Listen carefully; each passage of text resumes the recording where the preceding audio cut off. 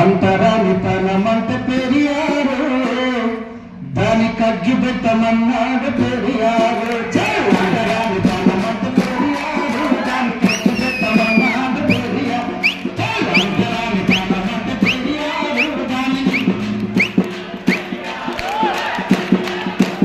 అంతరానితనమంటే పెరియారు, అంతరానితనమంటే పెరియారు, దాన్ని కగ్గి పెట్టమన్నాడు పెరియారు.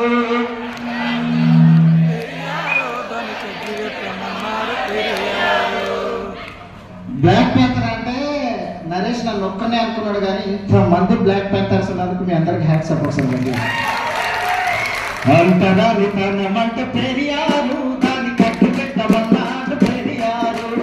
అంతరానితనమంటే పెరియారు, దాన్ని కగ్గి పెట్టమన్నాడు పెరియారు. మూఢనమ్మకాలంటే పెరియారు, దాన్ని ముంచి కన్నమన్నాడు పెరియారు. మూఢనమ్మకాలంటే పెరియారు, దాన్ని ముంచి కన్నమన్నాడు పెరియారు. మనువాదమంటే పెరియారు, దాన్ని మంట పెట్టమన్నాడు పెరియారు. మనువాదమంటే పెరియారు, దాన్ని మంట పెట్టమన్నాడు పెరియారు. బ్రహ్మనిజమంటే పెరియారు, దాని బట్టలు కొట్టన్నాడు పెరియారు. పెరియారు పెరియారు పెరియారు పెరియారు పెరియారు, నువ్వు మనువాద గుండెల్లది బల్బరు. పెరియారు పెరియారు పెరియారు, నువ్వు మనువాద గుండెల్లది బల్బరు. పెరియారు పెరియారు పెరియారు, నీకు బహుజనులందరి జోహారు. పెరియారు పెరియారు పెరియారు, నీకు బహుజనులందరి జోహారు. జోహార్ పెరియార్, జోహార్ సనుల తల్లి సావిత్రిబాయి ఫులే, జోహార్ మహాత్మా జ్యోతిరావు ఫులే, జోహార్ భారత్ పితా Baba Saheb Ambedkar. Save constitution, save India, save constitution. మిత్రులారా, మీకు అందరికి ఆకలి అవుతున్నది. ఎందుకంటే నరేష్ ముచ్చట పెడతాడు కానీ అన్నం చాలా తక్కువ పెడతాడు. ఎందుకంటే ఆయనకే గతుండదు కాబట్టి. మాలకనే ఉపాసన అనుకుంటేనే తిరిగింది, కానీ ఎప్పుడు కూడా తన కమిట్మెంట్ను ఎక్కడ కూడా తప్పలేదు. That is Naresh Naregan Sharath. ఇద్దరు ఉన్నారు. అంతమంది బుద్ధుడు ఈ గుయ్యి ఎందుకంటే అండి ఓకే, అది బేస్ ఎక్కువైతే దాన్ని ఎదురుగా ఎవరుంటే వస్తూ ఉంటుంది. కొంచెం బేస్ తగ్గించు, పాట పాడేటప్పుడు మాత్రం బేస్ పెట్టు. బుద్ధునికి ఎదురైంది బౌద్ధ భిక్షువులను, అరే ప్లీజ్, బౌద్ధ భిక్షులను చంపిన సత్యం చెప్పినాను. సోక్రటీస్ను, కోపర్నికస్ను, ఈ చరిత్ర తెలుసు. చంపేసిన వాళ్ళందరినీ సత్యం చెప్పినందుకు, ట్రూత్ చెప్పినందుకు చంపేసింది.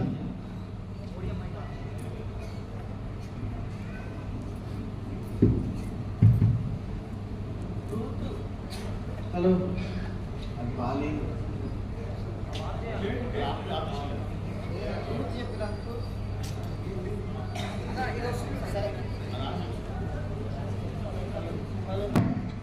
అయినా కూర్చబడ్డవాళ్ళు, కాల్చబడ్డవాళ్ళు, వాళ్ళు బూడిదే కానీ చరిత్ర నిలిచినారు. రేపు మనము దేవుడు, మూఢనమ్మకాలు, కులము, మతము వీటికి వ్యతిరేకంగా పోరాడుతున్నటువంటి వాళ్ళకు కూడా సంపద ఉండకపోవచ్చు, లేకపోతే వాళ్ళ వెనుక ఫ్యాన్స్ ఉండకపోవచ్చు, వాళ్ళ ఛానల్ చూపించకపోవచ్చు, వాళ్ళని ద్రోహిగా ముద్ర వేయచ్చు. నరేష్ లాగా చాలా అంటే సమాజానికి ద్రోహిగా కూడా ముద్ర వేసి చూపించచ్చు. కానీ వాళ్ళందరూ చరిత్రకారులు ప్రపంచంలో, వాళ్ళందరూ కూడా ప్రజల హృదయాలలో ఉన్నారు. త్యాగం ఎక్కడికి పోదు, న్యాయమే నడుస్తుంది, న్యాయమే నడుస్తుంది. మా నాన్న చెప్పిండు, న్యాయమే నడుస్తుంది, నీతే నిలబడుతుంది, సత్యమే సచ్చినా కానీ మనల్ని బతికిస్తుంది అని ఇప్పుడు మనం. కాబట్టి న్యాయమే నడుస్తుంది కాబట్టి నరేష్ కానీ నలిగడ్డ శరత్ కానీ ఇంకా మీ ముందు నడుస్తున్నారు. నీతే నిలబెడుతుంది కాబట్టి నిర్మూలన సంఘం ఇంకా నిలబడ్డది, 10 కళ్ళ పాటు ఉంటుంది. సత్యమే సత్యమే సచ్చినా మనిషి నిలబెడుతుంది కాబట్టి సావిత్రిబాయి ఫూలే వరకు, మహాత్మా జ్యోతిరావు ఫూలే వరకు మనందరినీ తీసుకొచ్చింది. ఎప్పుడు కానీ ట్రూత్ అనేది, సత్యం అనేది, న్యాయము, నీతి అనేది కొంత లేటు కావచ్చు, ప్రజలకు అందుతుంది. అంబేద్కర్ యుద్ధం చేసినప్పుడు మనందరం లేవు. మహాత్మా జ్యోతిరావు ఫూలే టీచర్. ఒక టీచర్ అంటే ఎట్లా ఉండాలి అని అంటే ఫస్ట్ మనకి ఎవరున్నారు, ఎవరు చూపిస్తారు ఇక్కడ? సర్వేపల్లి రాధాకృష్ణను, లేదా చదువుల తల్లి అంటే ఇంకో తల్లినో చూపిస్తారు. కానీ అక్షరాలు లేకుండా 3000 ఏళ్ళ నుంచి కనీసం బట్టలు లేకుండా పశువుల కన్నా హీనంగా ఉంటే ఏ సారు ఏ దేవత కూడా రక్షించలే. ఆ టైంలో సావిత్రిబాయి ఫూలే వచ్చి మనకు చదువు చెప్పింది. ఎవరు పట్టించుకోలేని కాలంలో మనకు వచ్చి ఆమె ఎట్లా చచ్చిపోయినా తెలుసా? మన వాడలకు అంటరాని వాడలకు వచ్చి అప్పుడు ఎంత భయంకరమైన రోగాలు. ఎందుకు అంటరాని వాళ్ళకు ఎక్కువ రోగాలు రావడము? ఈ హార్ట్కి సంబంధించింది, లంగ్స్కి సంబంధించింది ఎందుకు వస్తున్నాయి? శ్మశానంలో ఉంటారు కాబట్టి. మనిషి బాడీ అనేది ఎంత పాయిజన్. నువ్వు ఏ పశువు బాడీ అంటే ఏ పశువు చనిపోయినా తీసుకుపోయి మన పొలాలు వేస్తాం. ఎప్పుడైనా మనిషిని అట్లా ఏమైనా చూసిందా? అత్యంత పాయిజన్. ఆ పాయిజన్ ఏరియాలో ఉండేటోళ్ళకి ఎన్ని రోగాలు వస్తాయి. ఆ రోగాల దగ్గరికి వచ్చి వాళ్ళకు రోగాలు వచ్చి మరణాలు జరుగుతున్న సందర్భంలో కూడా చాలామంది వాడలు చచ్చిపోతుంటే కూడా ఆమె జ్ఞానంతో ఈ బుర్రకు సంబంధించినటువంటి చికిత్స చేసింది.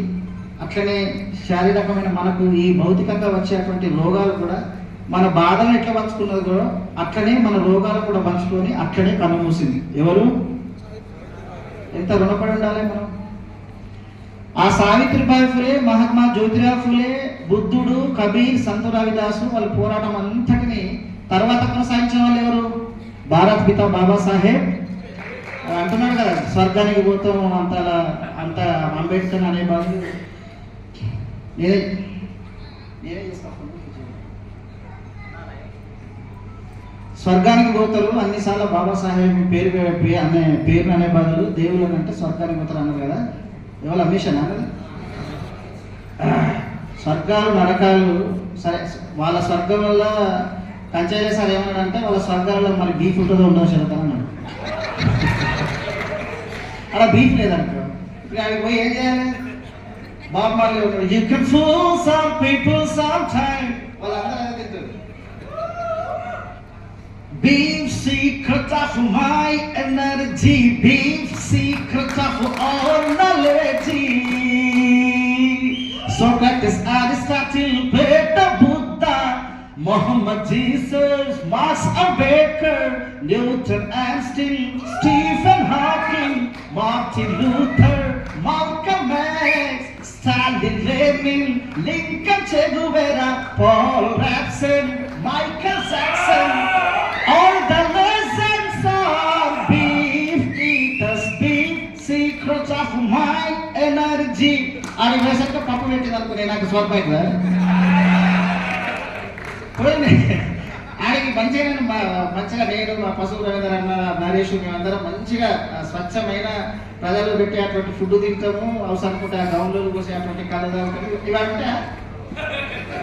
అది స్వర్గం అవుతుంది. అది నరకం కన్నా ప్రమాదం. వాళ్ళందరూ నరకంలో ఉన్నారు.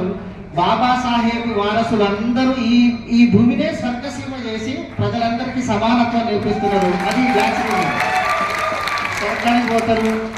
ఒకవేళ మీరు స్వర్గానికి ఎవరన్నా వాళ్ళ తాతలు పోయిందో లేదో అసలు దాని అడ్రస్ ఎక్కడ ఉందో ఇప్పటిదాకా ఎవరికి చెప్తలేరు. కానీ ఒకవేళ వాళ్ళ దేవుళ్ళు అయితే వాళ్ళ దేవుళ్ళని నమ్ముకుంటే స్వర్గానికి పోతే ఆ దేవుళ్ళందరూ కూడా 3000 ఏళ్ళుగా ఎవరికి చదువు లేకపోతే ఒక్కరికి చదువు చెప్పలేదు. బట్టలు లేకపోతే ఒక్కరికి బట్టలే లేదు. చదువుకున్నందుకు 4 ఏళ్ళకి వస్తా అంటే ఒక్కరు ఆపలేదు. చెవులలో సీసాలు పోతా అంటే ఏ దేవుడు కనీసం ఇది తప్పు అని చెప్పలేదు. ఏ మహాత్ముడు చెప్పలేడు. అట్లా చెప్పింది, అట్లా చదువు చెప్పింది సావిత్రిబాయి ఫులే, మహాత్మా జ్యోతిరావు ఫులే, బాబాసాహెబ్ అంబేద్కర్. కాబట్టి ఒకవేళ దేవుళ్ళని 1000 సార్లు కాదు కదా, మీ అందరు దేవుళ్ళందరూ ఒకవైపు అయితే బాబాసాహెబ్ అంబేద్కర్ మీ దేవుళ్ళ కన్నా 1000 రెట్ల గొప్ప.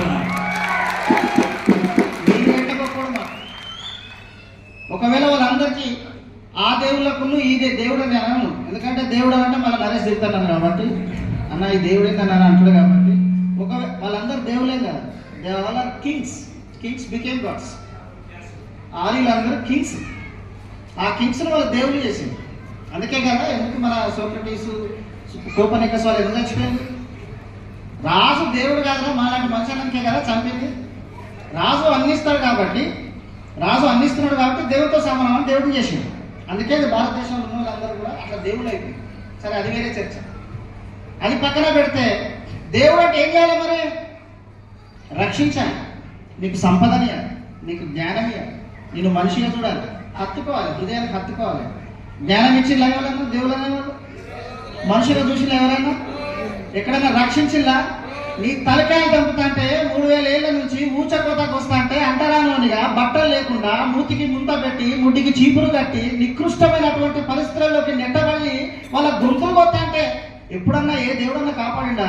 ఒక్క బాబాసాహెబ్ కాపాడిండు. మనం ఎన్ని రేట్ల వాళ్ళ దేవుల కన్నా గొప్పవాడు అట్లా అనుకుంటే ఏ తల్లి అయినా చదువు చెప్పిందా మనకు?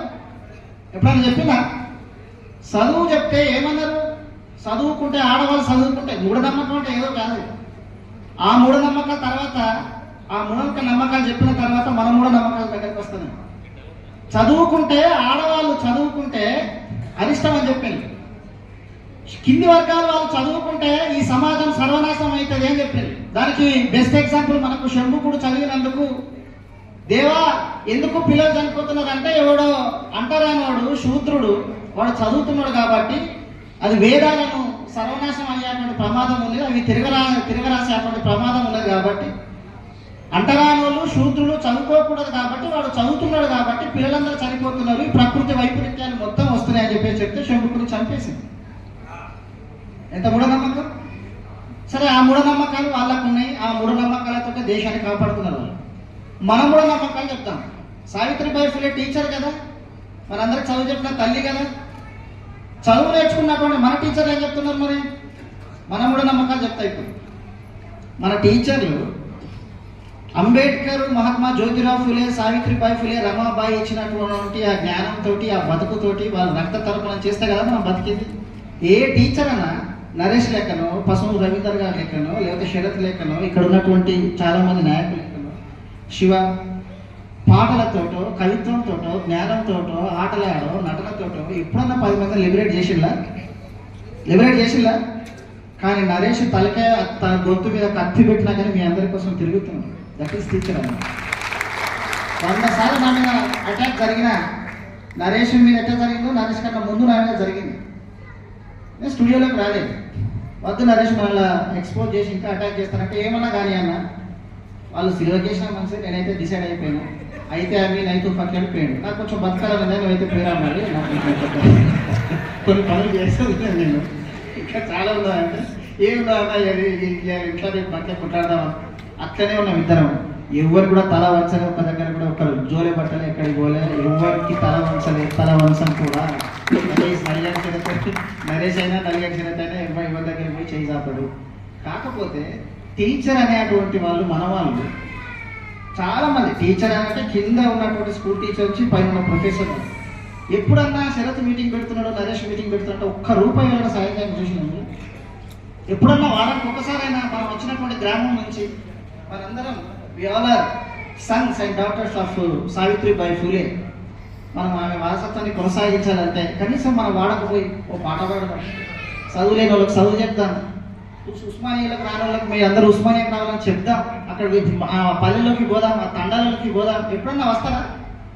కనీసం ఈ మూఢనమ్మకాలు అంటే అప్పటి మూఢనమ్మకాలే కాదు.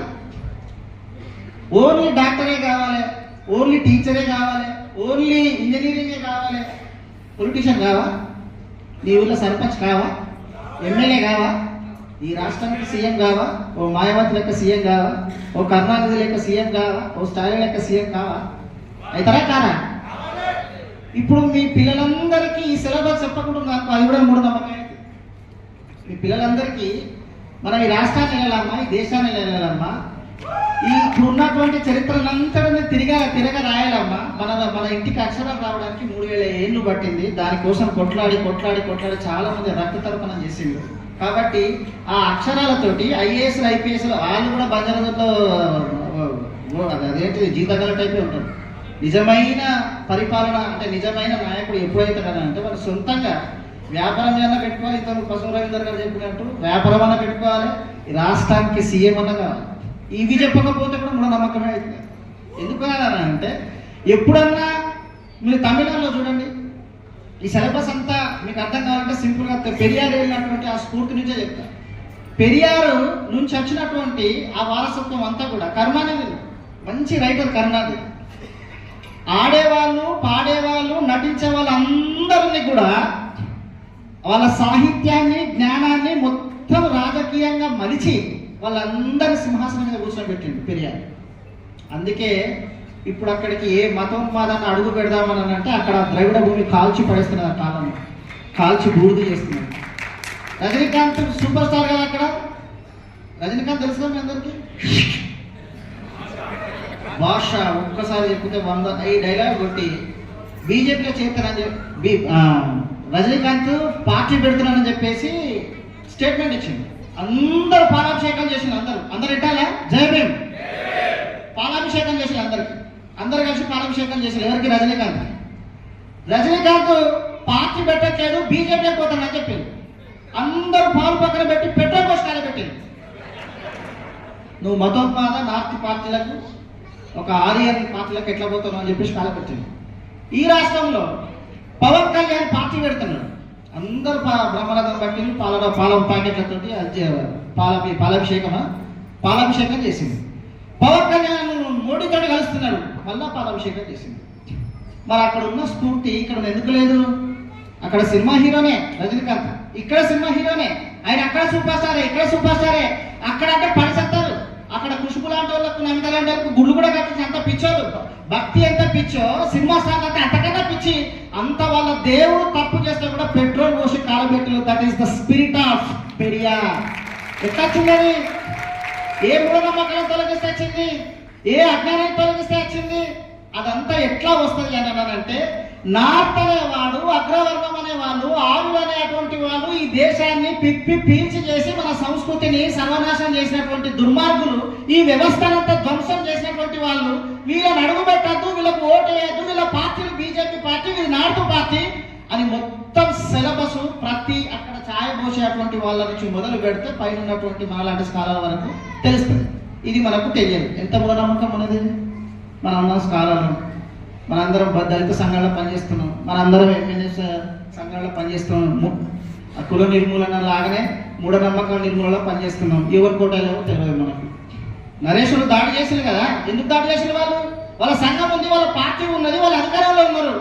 రేపు ఒక్క ఇన్సాన్ అనేటువంటి మూఢనమ్మకాల మనిషిని ముట్టుకుంటే ఈ రాష్ట్రాన్ని అగ్గిపెట్టి కూలగొడతారు. రేవంత్ రెడ్డి ప్రభుత్వాన్ని కూలగొట్టిన, కేసీఆర్ ప్రభుత్వాన్ని కూలగొట్టినట్టే రేవంత్ రెడ్డి ప్రభుత్వాన్ని కూలగొడతారని చెప్పేసి అంటే నరేష్ దెబ్బ పడతారా? నరేష్ కనీసం కొట్టాలన్న ఊహ వస్తుందా? ఎప్పుడన్నా మనం ఈ వైపున ఆలోచిస్తున్నాం. పెరియారు అజ్ఞానాన్ని మూఢనమ్మకాలను తొలగించినట్టే ఎందుకు అజ్ఞానం ఉంటున్నది? ఎందుకు మూఢనమ్మకాలు ఉంటున్నారు? మూఢనమ్మకాలు నమ్మేటువంటి వాళ్ళు, దాన్ని సృష్టించేటువంటి వాళ్ళు అధికారంలో ఉన్నారు కాబట్టి మూఢనమ్మకాలు మొత్తం సమాజంలో ఒక దేవుని ముందు పెట్టి, మతాన్ని ముందు పెట్టి అంతా ప్రచారం చేస్తున్నారు. ఎవరు వాళ్ళు? ఈ దేశంలో ఉన్నటువంటి బ్రాహ్మణులు. వాళ్ళు ఎట్లా కొట్టాలి? ఒక్క మూఢనమ్మక అంటే ఒక్కొక్క మీటింగ్ పెడితేనే అవుతుందా? దానికి వ్యతిరేకమైన సంఘం పెడితేనే అవుతుందా? అట్లా పెట్టలేదు. ఒక్క సంఘం మాత్రమే పెట్టలేదు. సైన్స్ను ఎట్లయితే వెదజల్లిండో, ఎట్లయితే ప్రచారం చేసిండో నరేష్ లాగా ఇప్పుడు ఎట్లయితే మీకు అందరికి చెప్పకుండా ఊరు తిరుగుకుంటా అట్లా చెప్పినట్టే వాళ్ళ పీఠాలు ఈ మతానికి ఇప్పుడు ఏం చేసిండు? మోడీ అనేటువంటి ఒక రాజుని మతం తయారు చేసి అక్కడ పెట్టింది. అంతే కదా? మతము తయారు చేసి రాజును తయారు చేస్తుంది. ఆ రాజు ఆ మతాన్ని కాపాడతాడు ఎక్కడ కానీ. అందుకే ట్రంప్ అయితే అంటాడు, మోడీ అయితే అంటాడు. అందుకే భారతదేశంలో ఎవరైనా డక్కలోడో, సింధోడో, బీసోడో, మ్యాస్టోడో, మాదిగోడో, మంగళోడో అవుతాడా? పోనీ ముస్లిమోడో, క్రిస్టియనోడో, బౌద్ధుడు అవుతున్నాడా? ఎవరైతున్నారో వాళ్ళు బ్రాహ్మణులే అవుతున్నారు. అయితే కాంగ్రెస్ బ్రాహ్మణుడు కావాలి, లేదా బీజేపీ బ్రాహ్మణుడు కావాలి. నేను కాంగ్రెస్ బీజేపీలో తిట్టట్లేదు. బ్రాహ్మణులకు సంబంధించినటువంటి వాళ్ళే అవుతారు. ఇద్దరు ముగ్గురు బీసీలో లేకపోతే ఒక క్షత్రియ కావచ్చు. కానీ భారతదేశ చరిత్ర అంతా కూడా ముఖ్యమంత్రులు కానీ ప్రధానమంత్రులు కానీ మొత్తం వాళ్ళు ఎందుకున్నారు? వాళ్ళ సంస్కృతి, వాళ్ళకు సంబంధించినటువంటి మతము రాజును తయారు చేస్తుంది. ఆ రాజు ఆ మతాన్ని కాపాడుతాడు. ఈ తెలియకపోతే ఎంత కూడా నమ్మకం మనకు? రాజనీతి తెలియకపోతే మహాత్మా జ్యోతిరావు ఫులే, సావిత్రిబాయి ఫులే ఈ టీచర్స్ డే రోజు, సావిత్రిబాయి ఫులే జయంతి రోజు 200 సంవత్సరాల క్రితం, ఇంకో 6 సంవత్సరాల క్రితం, 200 సంవత్సరాల క్రితం తలపెట్టి 200 సంవత్సరాల క్రితమే ఇది ఎరిగి వాళ్ళు ఈ ఒక సేవ మాత్రమే కాదు, ఈ సేవ అంటే ఇంత మనం ఎంత సేవ చేసినా ఈ ఫాసిజం ఇట్లనే ఉంటుంది కాబట్టి ధ్వంసం చేయాలని చెప్తే వాళ్ళ జ్ఞానాన్ని, వాళ్ళ పోరాటాన్ని, వాళ్ళ యొక్క స్ఫూర్తిని, త్యాగాన్ని భారత్ పిత బాబాసాహెబ్ అంబేద్కర్ కాన్స్టిట్యూషన్ లో పెట్టి అందరు ఆడపిల్లలు చదువుకోవాలి, 50% రిజర్వేషన్ ఉండాలి ఆడపిల్లలకు. ఎక్కడి నుంచి వచ్చిందో స్ఫూర్తి? ఆ మూఢనమ్మకాలను చదువుకోవద్దు అని వాళ్ళు చెప్పిండు, చదువుకోవాలని అంబేద్కర్ చెప్పిండు. బయటికి రావద్దు అని వాళ్ళు చెప్పిండు, బయటికి రావాలని వీళ్ళు చెప్పిండు. భారత రాజ్యాంగం చూడండి ఎంత విచిత్రంగా ఉంటుందో, ఎంత విరుద్ధంగా ఉంటుందో వాళ్ళు చెప్పినటువంటి మూఢనమ్మకాలకు అంబేద్కర్ రాసినటువంటి ఈ సైంటిఫిక్ గ్రంథానికి ఎంత తేడా ఉంటుందో చూడండి. వాళ్ళు చదవద్దు అన్నారు, చదువుకోవాలని చెప్పి. ఆడపిల్లలకు నిర్ణయ శక్తి ఉండదు అన్నారు, ఉండాలి అని చెప్పి. వాళ్ళకు ఏ హక్కులు ఉండదు కింది వర్గాలకు అన్నారు, సర్వ హక్కులు ఉండాలి. మాట్లాడే హక్కు, జీవించే హక్కు, శరత, నరేష, పశువు, నరేంద్ర, లేకపోతే ఇక్కడ ఉన్నటువంటి శివ, ఎవరైనా సరే వాళ్ళకి ఇష్టమైన వాళ్ళ మతాన్ని, వాళ్ళ దేవుళ్ళను, వాళ్ళకు ఉండే సంస్కృతిని వాళ్ళు ప్రతిబింబించే చేసుకోవచ్చు అని వాళ్ళు చెప్పింది. ఎవరు కూడా భూమి ఉండకూడదు ఎవరికని వాళ్ళు చెప్పిండ్రు. భారత రాజ్యాంగం ఏం చెప్పింది? ఎవరికైనా తప్పకుండా అందరికీ భూమి ఉండాలని భారత రాజ్యాంగం చెప్పింది. వాళ్ళు అసలే పరిపాలనలోకి రాకూడదు అని అంటే ఈ దేశంలో అంటే శూద్రుడు అంటరానుడే కాదు, విధవరాలైనటువంటి వాళ్ళు కూడా దేశ ప్రధాని కావచ్చని ఇందిరాగాంధీ అయింది. That is the power of constitution. ఏదైతే వాళ్ళు తప్పని చెప్పినారు అంతా రైట్ అని చెప్పింది భారత రాజ్యాంగం. ఎక్కడి నుంచి ఆ స్ఫూర్తి అంటే మహాత్మా జ్యోతిరావు ఫులే, సావిత్రిబాయి ఫులే, బుద్ధుని స్ఫూర్తి నుంచి రాజ్యాంగం తయారు చేసి ప్రతి హక్కులను పెట్టింది. వాళ్ళు ఏదైతే మూఢనమ్మకం అన్నారో అంతా సైంటిఫిక్ గా నిరూపించిన అంబేద్కర్. వాళ్ళు ఏదైతే చేయకూడదు అన్నారో, ఏదైతే ఆధిపత్య వర్గాలకు సంస్కృతికి సంబంధించిన, ఆర్య సంస్కృతికి సంబంధించిన చెప్పేసి వాళ్ళు విక్షిప్తం చేసిలో మొత్తం ఆ సంస్కృతిని ఒక్క మాటతోటి, ఒక్క లైఫ్ తోటి, ఒక్క యాక్ట్ తోటి ధ్వంసం చేసి పెట్టిండు. ఆ మూఢనమ్మకాలను తలగబెట్టి పెట్టిండు. ఏ మతంలోనైనా వాళ్ళు బైబిలా, లేకపోతే వాళ్ళు పురాణ, లేకపోతే భగవద్గీత, ఎవరైనా సరే నీకు బాధలు అయితే మాత్రం భారత రాజ్యాంగం తప్ప వేరే గతే లేదని చెప్పేసిండు. ఆ మూఢనమ్మకానికి బయటకు తీసుకొచ్చింది. ఇదంతా మన పిల్లలకు చెప్పాలా వద్దా? ఇది మూఢనమ్మకాలా కానీ మనం చెప్పకపోతే, తమిళనాడులో ఒక బీసీ అయిన ముఖ్యమంత్రి, బీసీ తర్వాత మళ్ళా బీసీ అయిన ముఖ్యమంత్రి, మరి తెలంగాణ ఎందుకైతే లేరు? తెలంగాణలో ఎందుకైతే లేరు? ఒక ఎస్సీ, ఒక బీసీ.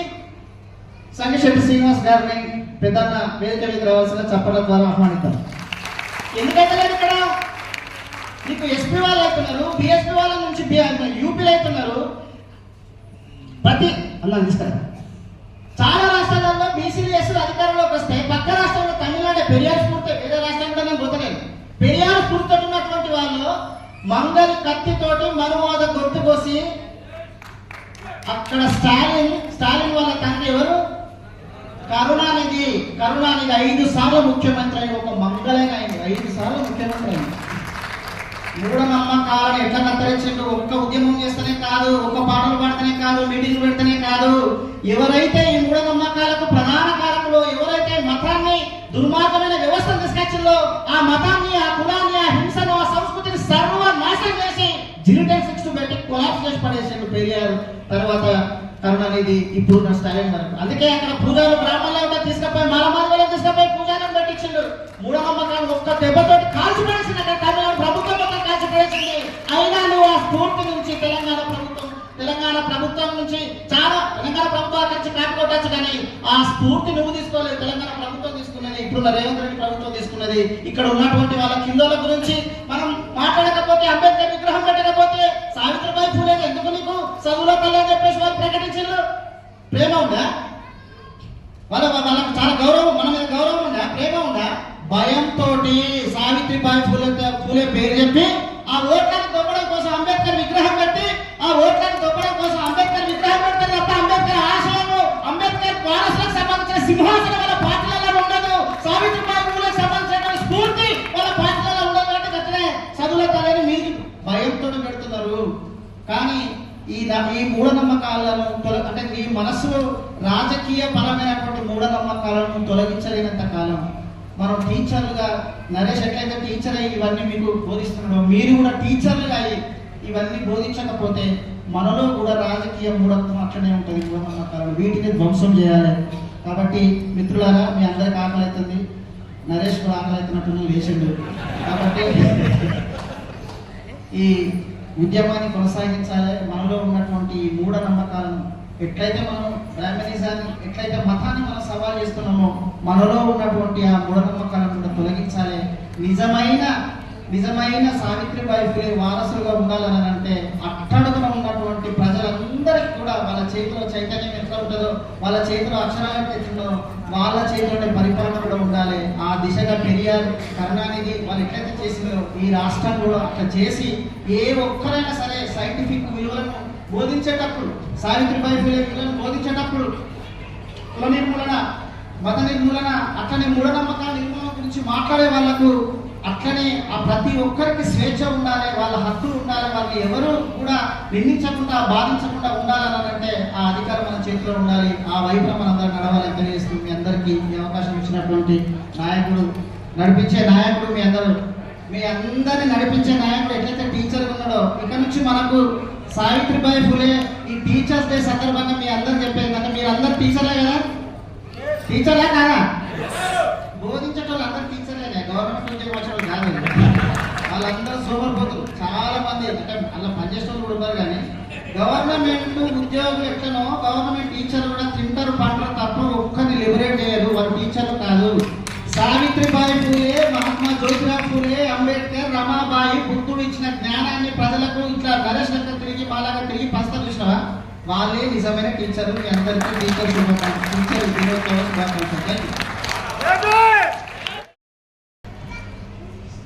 ఈరోజు తల్లి సావిత్రిబాయి ఒకసారి గట్టిగా జోహార్ చేద్దాం. జోహార్ సావిత్రిబాయి, జోహార్ మహాత్మా జ్యోతిరావు ఫూలే, జోహార్ బాబాసాహెబ్ అంబేద్కర్, జోహార్ మాతా రమాబాయి. 2015లో కేంద్ర సాహిత్య అకాడమీ అవార్డు వచ్చిన తర్వాత, యువ పురస్కారం అవార్డు వచ్చినాక ఆదిలాబాద్ జిల్లా బాసరకి ఒక ఐఐటి, అక్కడ ట్రిపుల్ ఉంది కదా, ఆ ట్రిపుల్ ఐటీలో మాట్లాడడానికి నన్ను గెస్ట్ గా పిలిచేది. నాతో పాటు చాలా మంది కవులు రచయితలు వచ్చేది అక్కడికి. సరే ఇక్కడ దాకా వచ్చినాక చదువుల తల్లిని దర్శించుకోకుంటే ఎట్లా అని చెప్పి అందరూ ఆ వెహికల్, ఆ కార్లో కూర్చున్న పాపానికి నన్ను కూడా తీసుకెళ్ళారు అక్కడికి. పోయినాక నేను పక్కన నిలబడితే అందరూ పొరుగు దండాలు పెడతాను. మనోళ్ళే చాలా పెద్ద పెద్ద కవులు, పెద్ద పెద్ద పాఠకాలు, పెద్ద పెద్ద రచయితలు. నేను సపోర్ట్ చేయక ఇట్లా నిలబడ్డా పక్కపడి. ఏం రవీందర్ భాయ్, నీకు చదువుల తల్లి కటాక్షం అక్కర్లేదా అని అడిగినాను. అంటే నేను చెప్పిన, నాకు సావిత్రిబాయి తల్లి చదువుల తల్లి, ఆ తల్లి వల్ల నేను ఇక్కడ దాకా వచ్చినా. ఆ చదువుల తల్లి సావిత్రిబాయి వెలివాడలకు అక్షరాలు నేర్పాలనుకున్నటువంటి తల్లి. ఆ తల్లి జీవితాన్ని తలుచుకుంటే చాలా ఆశ్చర్యం అనిపిస్తుంది. ఎక్కడి నుండి మొదలైంది ఆ తల్లి? 1931 జనవరి 3వ తారీఖు మహారాష్ట్రలో జన్మించినటువంటి తల్లికి 9 ఏళ్ల వయసుకే పెళ్ళైంది. 9 ఏళ్ల వయసుకు పెళ్ళైతే అసలు చదువు అనేదాన్ని మర్చిపోవాలి. నాకు డిగ్రీ ఫస్ట్ ఇయర్లో పెళ్ళైంది. నరేష్ ఎప్పుడైందో తెలియదు. బాల్య వివాహం, బాల కార్మిక వివాహం 2 రకాలు ఉండేవి. నాది బాల కార్మిక వివాహం 25 ఏళ్ళకైంది. సో అంత చిన్న వయసులో పెళ్లి అయితే ఎవరైనా సరే ఇంట్లో అంత తమ్ముకుంటూ పిల్లల్ని అనుకుంటూ పిల్లల్ని పెంచుకుంటూ ఉండాల్సినటువంటి పరిస్థితులలో మన తండ్రి, మీ తండ్రి ఎవరని ఎవరైనా 4 పాటల కాడ అడిగితే గుండె గర్వంగా చెప్పాల్సినటువంటి పేరు మన తండ్రి జ్యోతిరావు ఫూలే అనేటటువంటి పేరు మనం చెప్పాలి. ఆ తండ్రి ఆ తల్లిని చదివించి టీచర్లు చేస్తే మన దాంట్లో చాలా మంది టీచర్లు అవుతారు. అంటే చెల్లె సుజాత ఉన్నది ఇక్కడ, తనేమో సోషల్ యాక్టివిస్ట్ గా ఈ ఉద్యమంలో మమేకమై పనిచేస్తా ఉన్నారు. నేను బయట ఉన్న చాలా మంది టీచర్ల గురించి చెప్తున్నా. ప్రభుత్వ ఉద్యోగం వస్తే ఏమైతారంటే గిరిగీసుకొని బతుకుతారు. నా కుటుంబము, నా పిల్లలు, నా సంసారము, నా ఆస్తులు, నా అంతస్తులు, నా అకౌంట్లు, నా కార్లు, నా ఇల్లు అని చెప్పేసి అక్కడిక్కడే బతుకుతారు. వాళ్ళు చచ్చిపోతే ఎవరు గుర్తుపెట్టుకోరు వాళ్ళని. బట్ సావిత్రిబాయిని గుర్తుపెట్టుకున్నాం మనం. సావిత్రిబాయిని గుర్తుపెట్టుకున్నాం. ఎందుకు గుర్తుపెట్టుకున్నాం అంటే తన కోసం తాను చదవలేదు, తన కోసం తాను బతకలేదు, ఈ సమాజం కోసం బతికింది. వెలివాడలకి విద్యని బోధించేటటువంటి ఒక పనిని పెట్టుకున్నది. అసలు వెలివాడలకి ఎందుకు విద్య లేదు? వెలివాడలకి విద్య ఎవడుద్దన్నాడు? ఇవాళ చాలా మంది మాట్లాడుతున్నారు కదా, ఈ దేశ చరిత్ర గొప్పది, ఈ దేశ సంస్కృతి గొప్పదని మాట్లాడుతున్నటువంటి వాళ్ళకి మనం అడగాల్సిన అవసరం ఏంటంటే 3000 ఏళ్ల పాటు ఈ దేశంలో చదువుకునే హక్కు, రాజ్యం చేసే హక్కు, సంపద పెంచుకునేటటువంటి హక్కు లేకుండా చేసినటువంటి వాడు ఎవడు? ఎందుకు వెలివాడలు ఉన్నాయి? ఎందుకు చాతుర్వర్ణ కుల వ్యవస్థ ఉన్నది? ఎందుకు ఊరవతల నెట్టివేయబడ్డరు, ఎందుకు వీళ్ళు అంటరాని వాళ్ళుగా ఉన్నారు? నేను ప్రౌడ్ గా చెప్తా ఉన్నా, ఇవాళ మేము ముందు ఇక్కడ నేను ఈ సూట్ వేసుకొని లేవటంటే కారణం పూలే దంపతులు, మహాత్మా జ్యోతిరావు పూలే సావిత్రిబాయి ఇచ్చినటువంటి స్ఫూర్తి. మరి అట్లాంటి రోజులలో వాళ్ళకి చదువుకోవడానికి హక్కు లేకుంటే తల్లి సావిత్రిబాయి అక్కడికి పోయి చదువు చెప్తే ఊరుకుంటారా పండితులు? వింటే చెవుల్లో సీసం పోసిన వాళ్ళు, చదివితే నాలుకలు తెగ్గోసిన వాళ్ళు, మరి చదువు కోసం పోతే వాళ్ళు ఊరుకుంటారా? పెండ నీళ్లు కలిపి ఆ తల్లి మీద పోసేరు, పేడ నీళ్ళు. మనందరూ తెలుసు కదా ఈ విషయం. సావిత్రిబాయి ఎన్ని కష్టాలు పడ్డది. అదే అక్కడ మనలాంటి ఎవరన్నా ఉంటే వద్దులే అని చెప్పేసి ఇంటికి పోయి సపరేక చెద్దరు కప్పుకొని పండుకుంటాం మనం. కానీ ఆనాడు పూలే ఏమన్నాడో తెలుసా? సావిత్రి, నువ్వు ఆగద్దు ఇక్కడ. వాళ్ళకు చదువు చెప్పడానికి నీ మీద పేడ నీళ్లు పోస్తే, బురద నీళ్లు పోస్తే నువ్వు ఇంకొక చీర పట్టుకొని పోయి అక్కడ కట్టుకునైనా సరే చదువు చెప్పని చెప్పిన నా తండ్రి పూలే. అది సావిత్రిబాయి, జ్యోతిబా పూలే యొక్క స్ఫూర్తి. వాళ్ళు చదువు చెప్పి విద్యని వ్యాప్తి చేయడం కోసం మొట్టమొదట ఎంచుకున్నటువంటి రంగం ఆడపిల్లలకి చదువు నేర్పాల్సిన బాధ్యత. నాకు ఆడపిల్లల చదువు అన్నప్పుడు అలా చాలా సార్లు ఒక చిన్న షార్ట్ ఫిలిం గుర్తొస్తుంది. ఇంటర్నేషనల్ షార్ట్ ఫిలిం కాంపిటీషన్ లో ఆ షార్ట్ ఫిలిం కి ఫస్ట్ ప్రైజ్ వచ్చింది. ఆ షార్ట్ ఫిలిం ఏంటంటే మీరు కూడా చెప్పాలి. ఒక గుడిసె ముందు 6-7 సంవత్సరాల వయసున్న పిల్ల, 6-7 సంవత్సరాల వయసున్న అమ్మాయి స్కిప్పింగ్ ఆట ఆడుకుంటున్నదట. ఆడుతుంటే లోపల ఒక పసిపాప ఏడుపు వినపడ్డది. ఈమె స్కిప్పింగ్ తాడు అక్కడ వేసి లోపలి పోయి ఆ పసిపాపను ఊరుకుంచింది. సౌండ్ ఆగిపోయింది, మనకు చూపిస్తుంది. తర్వాత బయటకు వచ్చి మళ్ళీ స్కిప్పింగ్ ఆడుతుంటది, లోపల నుండి మళ్ళీ ఏడుపు వినపడుతుంది. మళ్ళీ తాడక్కడ వేసిపోయి మళ్ళీ ఊరుకొస్తుంది, మళ్ళీ వచ్చి ఆడుతుంది, మళ్ళీ వేస్తుంది. వాడు ఆఖరికి టైటిల్ ఏం విషయంలో తెలుసా? ప్రపంచవ్యాప్తంగా తమ్మున్నో చెల్లెనో ఆడిపించడానికి 15 లక్షల మంది ఆడపిల్లలు సంవత్సరానికి బడి మానేస్తున్నారు అని చెప్పిండు. బడి మానేస్తున్నారు అని చెప్పిండు. అది ఇప్పుడు తీసిన షార్ట్ ఫిలిం. మరి ఆనాడు ఆడపిల్లలకి చదువు లేదు కదా, ఇవాళ్ళే అంటున్నారు ఆడపిల్లకైతే ఒక రకమైన చదువు, అబ్బాయిలకైతే ఒక రకమైన చదువు. మన బయటరేసి ఇద్దరు కొడుకులే ఉన్నట్టున్నారు. ఒక ఆడపిల్ల ఉంటే తెలిసేది ఆ కష్టం. అంటే ఆడపిల్లని ఏమనుకుంటారు అంటే బిఏ చదివినా బియ్యం కడగాల్సిందే, ఈమె చదివి రాజ్యాలు ఏది ఉన్నదా అని మన ముసలోళ్ళు అంటారు. ఇప్పుడు మన అమ్మ నాన్న అంటలేదులే కానీ మనం కూడా అంటలేము. కానీ అట్లాంటి రోజులలో ఆడపిల్లలకి చదువు చెప్పడం కోసం వాళ్ళు 4 ఏళ్లలో 20 పాఠశాలలు పెట్టింది. గట్టిగా కొట్టాలి సపోర్ట్ సావిత్రిబాయి. ఒక ఏడాదిలో 20 పాఠశాలలు పెట్టినటువంటి చరిత్ర. ఆడపిల్లల విద్యా వ్యాప్తి కోసం వాళ్ళ జీవిత కాలంలో 52 పాఠశాలలు పెట్టింది. మరి ఇవాళ సావిత్రిబాయిని కేవలం విద్యా సంఘ సంస్కర్తగా మాత్రమే మనం చూడలేము. ఆమె రేపు బయలు నరేషు మూఢనమ్మకాల నిర్మూలన సంఘం ఒకటి పుడుతుంది అని ఆనాడే మూఢనమ్మకాల వ్యతిరేకంగా తాను వేసినటువంటి తల్లి మన సావిత్రిబాయి అనేటటువంటి విషయాన్ని మనం గుర్తుపెట్టుకోవాలి. శిరో ముండనాలు చేసిరు, భర్త చచ్చిపోతే భార్యను మంటల్లో వేసి కాల్చీలు. అట్లాంటి రోజులలో శిరోముండనాలు చేయడం దురాచారం, ఆడవాళ్ళని అవమానించకండి అని చెప్పేసి మన మంగళన్నల దగ్గరికి, నాయి బ్రాహ్మణులు అంటారు కదా, ఆ మంగళన్నల దగ్గరికి పోయి అన్నా మీరు వాళ్ళకి గుండు కొట్టద్దు అనేటటువంటి ఒక ఉద్యమం చేసింది.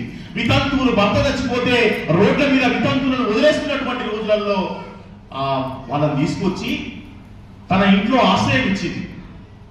జ్యోతిరావు పూలే, సావిత్రిబాయి పూలే పిల్లలు లేరు. యశ్వంతరావు అనేటటువంటి ఒక బ్రాహ్మణ విధవరాలు యొక్క కుమారుని దత్తత తీసుకున్నారు. దత్తత తీసుకొని పెంచినటువంటి చరిత్ర వాళ్ళకు ఉన్నది. అంటే మనమేమో మనవాదము, బ్రాహ్మణిజము మన శత్రువులు అని చెప్పి మనం అనుకుంటున్నాం కదా. కానీ చూడండి ఎంత గొప్ప ప్రేమమయ్యి సావిత్రిబాయి అంటే ఒక బ్రాహ్మణ స్త్రీకి పుట్టినటువంటి కొడుకును కూడా తీసుకొని దత్తత తీసుకొని పెంచి పెద్ద చేసి విద్యాబుద్ధులు నేర్పించింది. మిత్రులారా, అది ఆ తల్లి గొప్పతనం. అయితే మనం సావిత్రిబాయి నుండి ఏం నేర్చుకోవాలంటే ఇక్కడ ఉన్నది.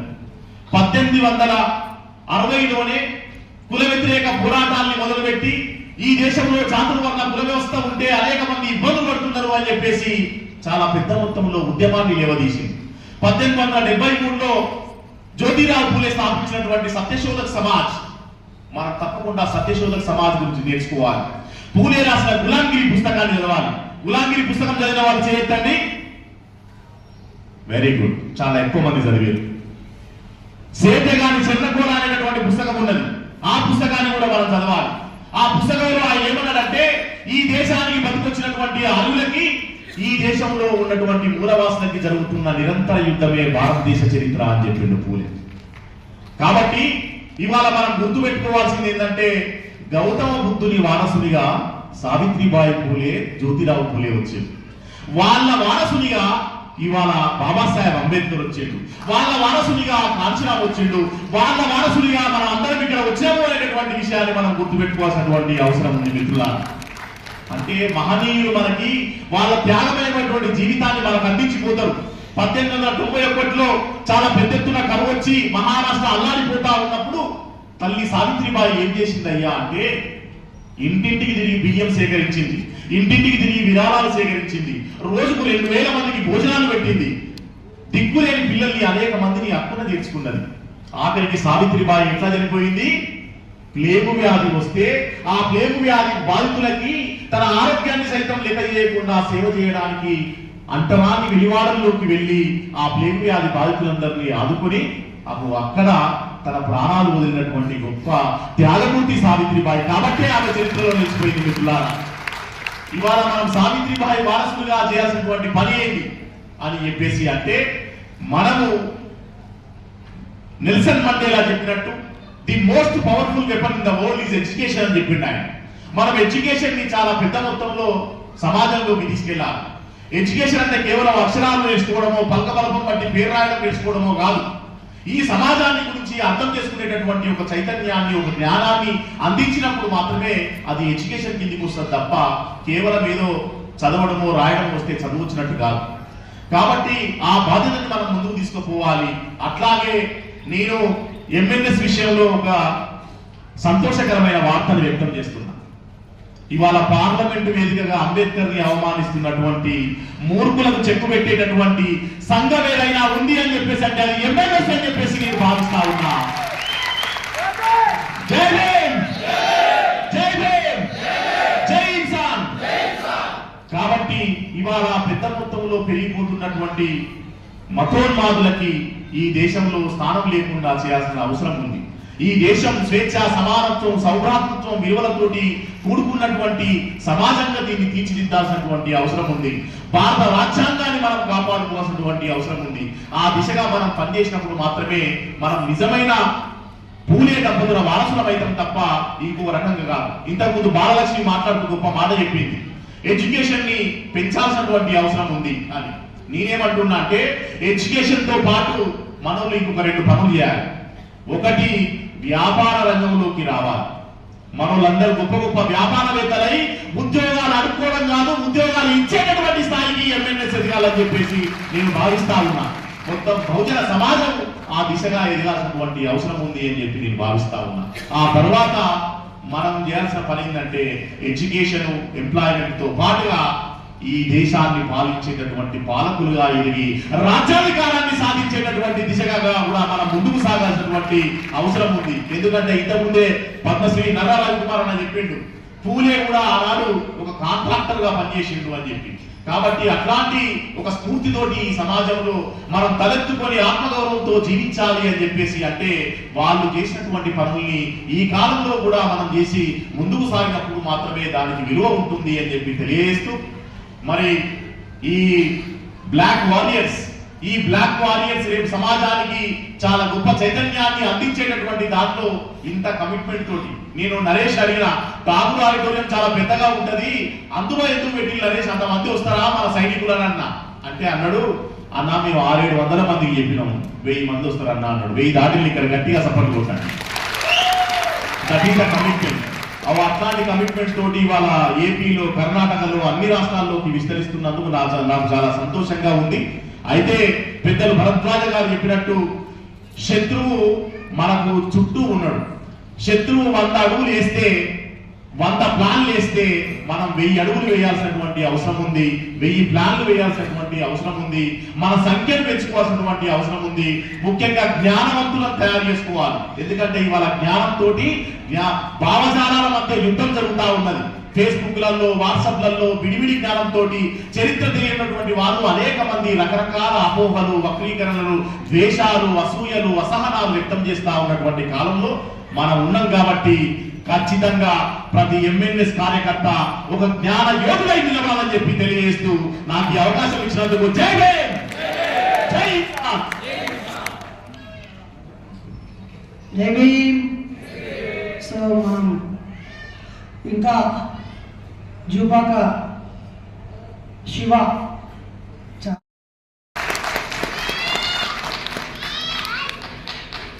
మా తదనంతరం ఒక అద్భుతమైన సాహిత్యాన్ని అందిస్తున్న కవి పసునూరి రవీందర్, మైకేల్కు ప్రతిరూపకంగా బ్లాక్స్ నుంచి వచ్చిన మరో కవి శరత్, తదితర మిత్రులందరూ ఈ వేదిక మీద ఉన్నారు. ఈరోజు మనం చాలా క్లిష్ట పరిస్థితుల్లో ఉన్నాం. ఈ మొక్క నాటేటప్పుడు బైరి నరేష్కు తెలుసో తెలియదో గాని ఈ మొక్క ఇంతగా ఎదగటానికి చాలా తప్పించాడు, చాలా కష్టపడ్డాడు. ఈ మొక్క పువ్వులు పూసే దశకు వచ్చింది, కానీ ఈ మొక్కను చిదిమివేయాలనే ప్రయత్నం తీవ్రంగా ఈరోజు జరుగుతుంది. ఇది ఇప్పుడే కాదు, చార్వాకుల నాడు చంపివేయాలని చూశారు, అయినా ఆగలేదు. ప్రశ్న ఉదయించింది. గౌతమ బుద్ధుడి మీద అనేక దాడులు జరిగాయి, చంపాలని ప్రయత్నం చేశారు, ఆయన చంపలేకపోయారు. ఆయన చేసిన ప్రధానమైన పని ఏంటంటే జ్ఞానాన్నే నమ్ముకున్నాడు. ప్రపంచ దేశాల్లోని విద్యార్థులకు మొత్తం కూడా ఆయన పాఠాలు చెప్పాడు. తద్వారా విజ్ఞానానికి ఒక అపురూపమైన ప్రపంచ సింబాలిక్ గా గౌతమ బుద్ధుడు గుర్తుండిపోయాడు. తద్వారా ఇలా Singapore, Malaysia, Thailand, Germany, Japan, China ఎక్కడికి పోయినా కానీ ఈరోజు బౌద్ధం ఇంత విస్తృత స్థాయికి వచ్చి ఆ బౌద్ధ దేశాలు మొత్తం కూడా అభివృద్ధి చెందడానికి ప్రధానమైన కారణం భారతీయ సమాజంలో పుట్టిన గౌతమ బుద్ధుడే ప్రధానమైన వాడు.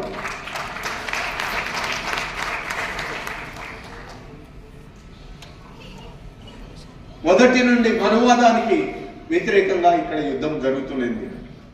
బౌద్ధానికి బౌద్ధ వ్యతిరేకులు జరిగిన యుద్ధమే భారతదేశ చరిత్ర, ఇంకో చరిత్ర లేదు. బౌద్ధాన్ని నాశనం చేయడానికి వచ్చిందే మనువాదం, విజ్ఞానాన్ని నాశనం చేయడానికి వచ్చిందే మనువాదం, విజ్ఞానాన్ని లేకుండా చేసి ఈ దేశాన్ని దేశంగా చూడకుండా చేసేదే మనువాదం. ఈ మనువాదానికి వ్యతిరేకంగా ఎవరు మాట్లాడినా కానీ వాళ్ళని నాశనం చేయడానికి ప్రయత్నం చేస్తున్నారు.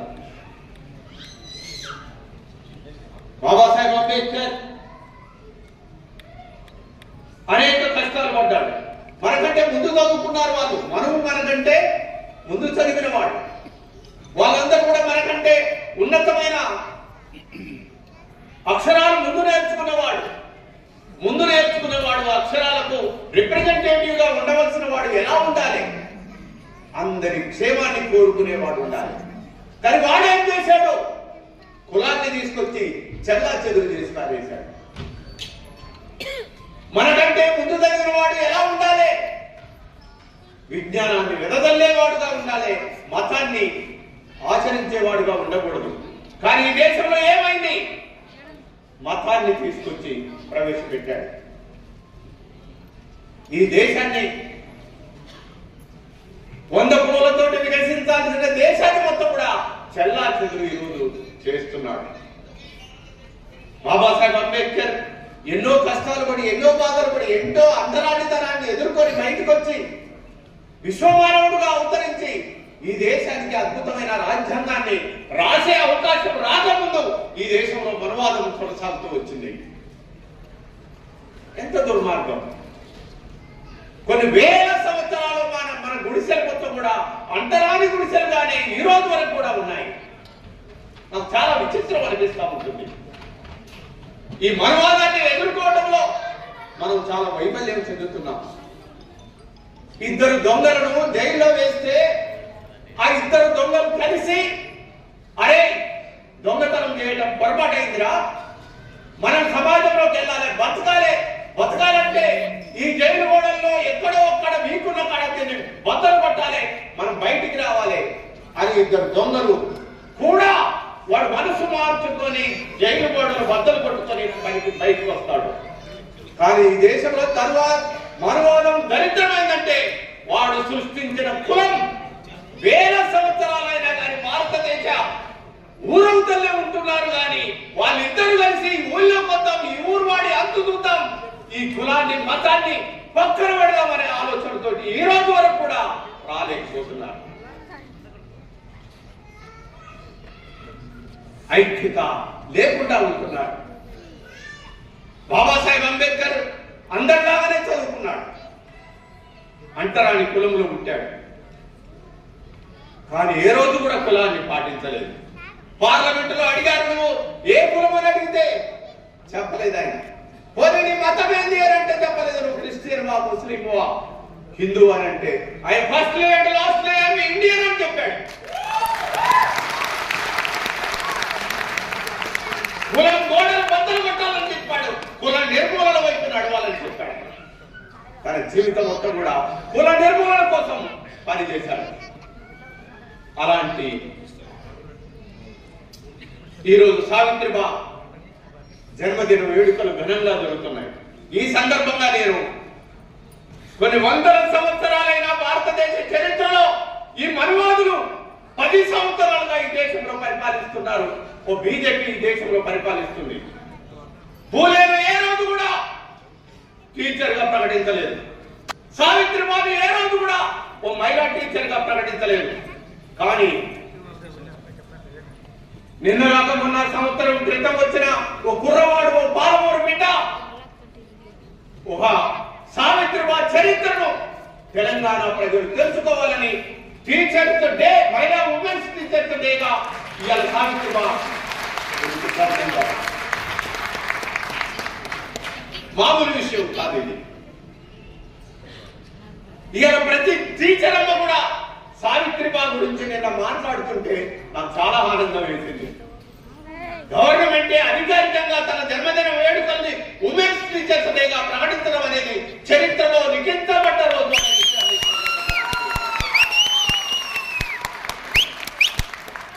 మీకు దమ్ముంటే పర్వాదు ద్వారా ఈ ప్రపంచం మీ చేతిలోనే ఉంది, పరిపాలిస్తున్నారు కదా. ఎక్కడైతే సావిత్రిబా పుట్టిన మహారాష్ట్రలో టీచర్స్ ఉమెన్స్ డేగా మీరు ఎందుకు ప్రకటించట్లేదు అని నేను అడుగుతున్నాను. పెద్ద పెద్ద రాష్ట్రాలలో పూలే పుట్టాడు, సావిత్రిబా పుట్టింది. ఈ దేశంలో చదువుకు మూలకారకులు, అట్టడుగు వర్గాలకు అక్షరాలు అందించిన పూలే జన్మదిన వేడుకల్ని టీచర్స్ డేగా ఎందుకు జరపట్లేదు? మీరు మహిళలకు అధిక ప్రాధాన్యత ఇస్తామని చెప్పబడుతున్న మీరు మరి సావిత్రిబా పూలే జయంతిని మీరు ఏలుతున్న రాష్ట్రాలలో ఎందుకు ప్రవేశపెట్టట్లేదు అంటే కాదు ఇది. వాడు అంటాడు అంబేద్కర్ అంటే వాడికి పూలకు వస్తుంది, వాడు కులాన్ని కోరుకుంటున్నాడు, మనం కులరహిత సమాజం కోరుకుంటున్నాం. వాడు మతాన్ని కోరుకుంటున్నాడు, మన మతరహిత సమాజాన్ని కోరుకుంటున్నాం. భారతదేశంలో మాతృభూమి, భారతీయులందరూ నా సహోదరులు అని ప్రతిజ్ఞ చేసి వచ్చిన వాళ్ళం మనం అందరం కూడా. అది వాడికి సహించట్లేదు. మీ సైన్యాన్ని చూస్తే, మీ బ్లాక్ డైమెన్షన్ చూస్తే ఈరోజు మనువాదులు కూర్చోబడుతుంది. తెల్ల పాయింట్, నల్ల కోటు వేసుకొని ప్రపంచంలో ఎవరు చదవనంత చదువు చదివి మహానుభావుడు. ఆయన నిలబడడానికి ఆకాశం సరిపోదు, ఆయన నిలవడానికి భూమి సరిపోదు. విశ్వ మానవుడుగా అవతరించిన బాబాసాహెబ్ అంబేద్కర్ పేరు చెప్తే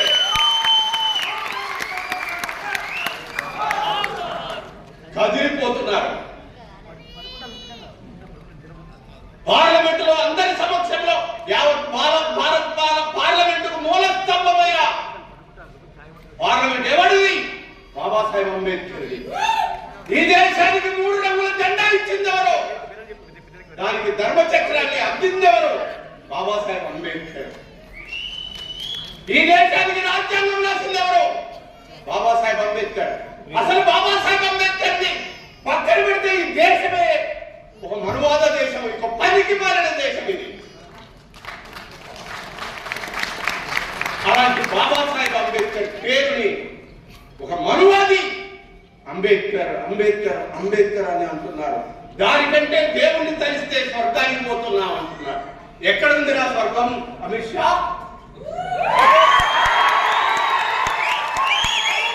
ఇన్ని సంవత్సరాలుగా మీరు మతాన్ని కులాన్ని అడ్డం పెట్టుకొని బతుకుతున్నారా? ఏ రోజైనా నీ అయ్యగారి, నీ తాతగారి, నీ ముత్తాత గారి ఎవడైనా స్వర్గం నుంచి వచ్చి చెప్పాడా స్వర్గంలో ఇలా ఉంటుంది అని? పార్లమెంట్లో నువ్వు రుజువు చెప్పగలవా స్వర్గం ఎక్కడ ఉంటుందో అని? పనికి మారిన చదువు రాని శాస్త్రం తెలియని వాళ్లకు రంభ ఉంటదని, మేనక ఉంటదని ఎన్ని ఆశలు పెట్టారు. మీ ఆశలన్నీ చెల్లాచెదురైపోయినాయి. ఇక్కడ పుట్టిన ప్రతి వాడు కూడా భారతీయుడు. బాబాసాహెబ్ అంబేద్కర్ బిడ్డడు వీడు. ఇప్పుడు మేము అందరం అంటున్నాం, ఏ రాముడు మమ్మల్ని ఉద్ధరించలేదు, ఏ కృష్ణుడు మమ్మల్ని ఉద్ధరించలేదు, ఏ కులం మమ్మల్ని ఉద్ధరించలేదు, ఏ మతం మమ్మల్ని ఉద్ధరించలేదు. మా చైతన్యానికి గీటురాయిగా అక్కడ నిలబడ్డాడు బాబాసాహెబ్ అంబేద్కర్. ఆయన పేరు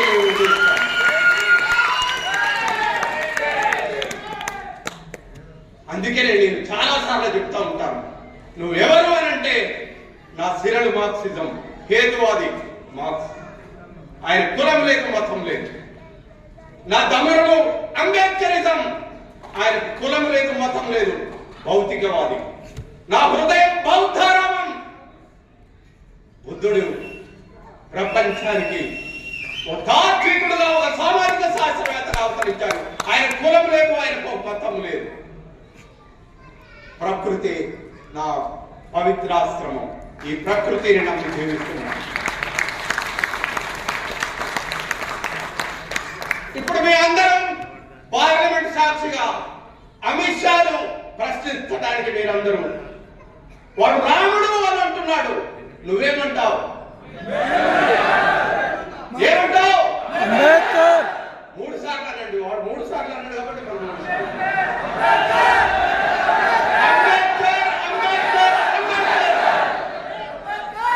నేను అంటాను, అంబేద్కర్ అంబేద్కర్ అంబేద్కర్